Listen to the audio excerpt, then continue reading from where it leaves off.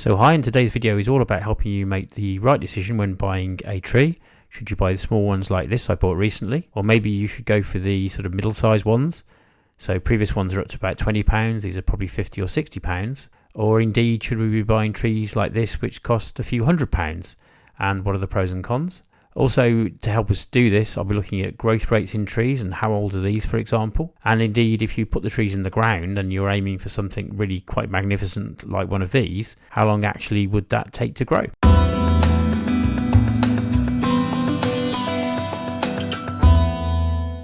Hi there maple fans, and in this series of videos I'll be sharing what I do throughout an entire year on a monthly basis. Please note that these months are based on UK timings, but of course can easily be adapted to anywhere else in the world.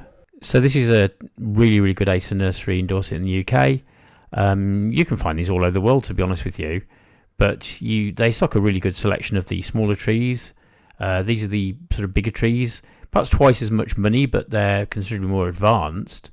And indeed you have sort of absolutely gorgeous sort of full-sized trees that are a good few years old really, for that instant impact if that's what you really are looking for. But maybe you're just in a local supermarket, maybe it's a local nursery. These are the kind of trees that are knocking up for up to about £20 odd, something like that UK, similar in euros and dollars really. And they're nice little things, but not really the same quality. There's a bit more of a sort of little plug of tree in the middle that's wobbling around quite a bit. So as stated before, not perhaps the best buy, but if they're the right price and maybe they're reduced and maybe you want to have a go, then kind of why not really.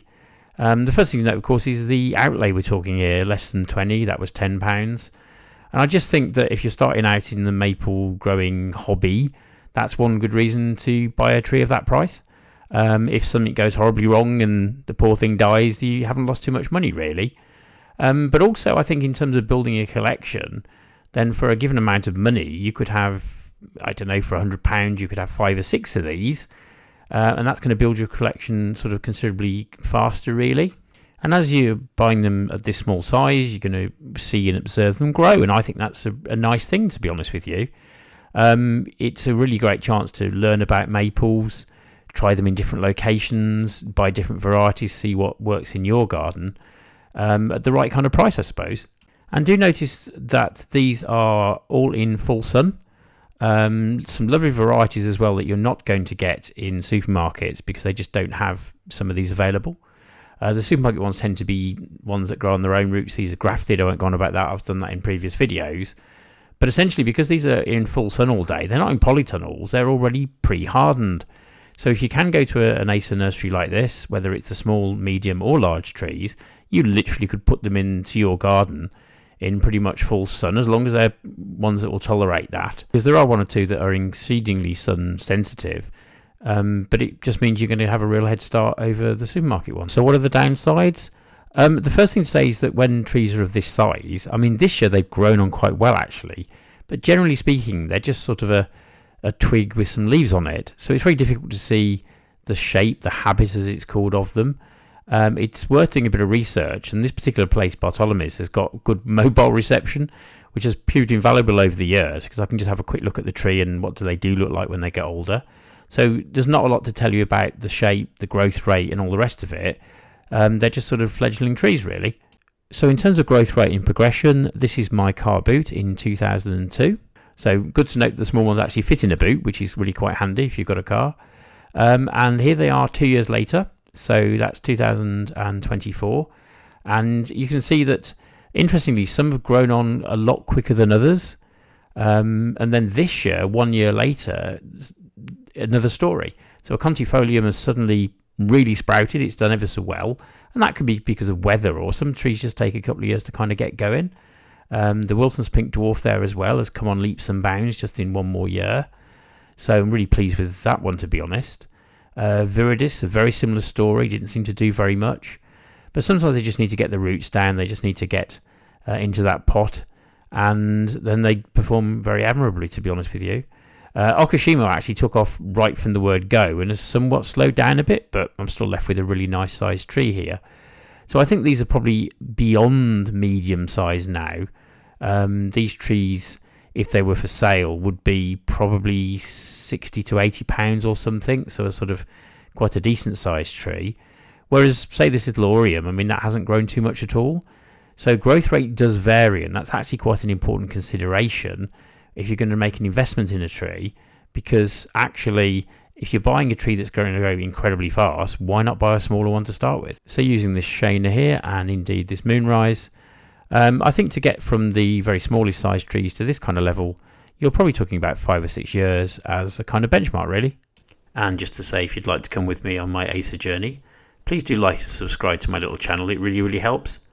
I've also recently set up a Patreon site, so that's a great way of supporting me too, and help out with some of the costs of my excursions, really. There's also the offer of some personal help, if you'd like it, either in a group format or on a one-to-one basis. So if you move up to the sort of next size of tree that are commonly available, again, this is from the nursery, but you've also got garden centres that are full of this kind of size. Again, noticing that it's completely free to the open air, and being aware that if you buy it from like one of these kind of trees, they've been running polytunnels and they will need acclimatizing. So I'd probably keep them in a bit of shade and look after them for that bit longer, really. A good sort of, I don't know, 6 to 8 weeks, to be honest with you. And indeed, if it's later in the season and you can wait, then keep it in semi-shade this year and then let them leaf out into a bit more full sun next year to sort of harden them off a bit, and that gives them a really good start. So these are sort of trees I'm talking about. So based on this analysis, I think you're probably saving 2 or 3 years worth of growth, something like that, to be honest. It does depend on the tree and the cultivar, so you have to generalise. But then some of these, you know, like the Sharp's Pygmy, they take quite a long time to grow anyway. So you have to kind of do an assessment. If it's clearly a dwarf variety or a dissectum particularly, which are relatively slow growing, then a larger specimen is possibly worth paying for because it's going to take you a long time to get there. But something like a Siriu or a Bloodgood or some of the faster growing ones, Sangukako for example, they grow reasonably quickly, and they're going to kind of get to a decent height in not too long a time scales. So it really is up to you kind of what you're looking for and what you want to buy, really. But you're going to get a good head start by buying those larger trees. They're going to be slightly more established as well. So a little bit more forgiving, a bit of a better survival rate for these trees. They're in more compost. They deserve to be more compost. The pots are bigger. The root system's bigger. You know, if they run out of water, they'll do a little better, and they're a bit more durable, and they're probably a bit hardier, particularly in a garden centre in this location. Again, they're outside, which is always good to see, really, and they've probably been there for a wee while. So it does depend on what you want to try and achieve. That Macawe Atsubusa at £82 looks really expensive to some people. That's why a lot of places don't stock it. But actually, it's incredibly slow growing. The one in my garden is really quite small, and I'm told it's 7 years old or so. So again, you know, look at those two relative sized trees of probably a similar age, to be honest with you.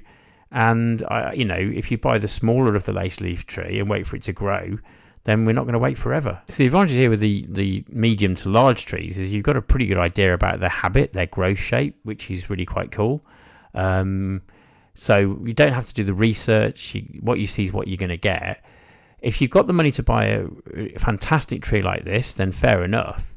But all I'd say is that if you really are new to the hobby of collecting Japanese maples, just be careful, because if it goes sadly wrong, then you're going to lose an awful lot of money on the deal. So it's really worth doing that research and seeking some advice. So you may be wondering what I've done, and this was a medium-sized tree bought from a supermarket about 4 years ago. That's done incredibly well. I also really do like buying the small ones and watching them progress. And just to note, this is very important, that this is a dwarf variety. So again, doing that bit of research, it's not going to grow very fast at all, and I'm completely aware of that. So what about the big stuff? Beautiful selection here of fabulous trees. I'd say these are 6, 7, 8, 9, 10 years old, that sort of thing. So yes, you're talking money, £100 plus. Some of them actually weren't much over 100, maybe 125. Some go into several £100s. But it's all about time, and it's all about what you want, really. I mean, if you're looking to create a garden and get it up and running straight away, these are absolutely fantastic. So there are many people that have the space to either put 1 or 2 Japanese maples in the ground, or maybe a lot of Japanese maples. And a lot of the trees in this arboretum are about 10 years old. So as a benchmark, this is what you'd be looking at. Very nice size, very attractive trees. So with the higher growth rate in the ground, I can't really see the point of buying a great big tree that costs hundreds. The small or middle-sized trees will really do very well indeed.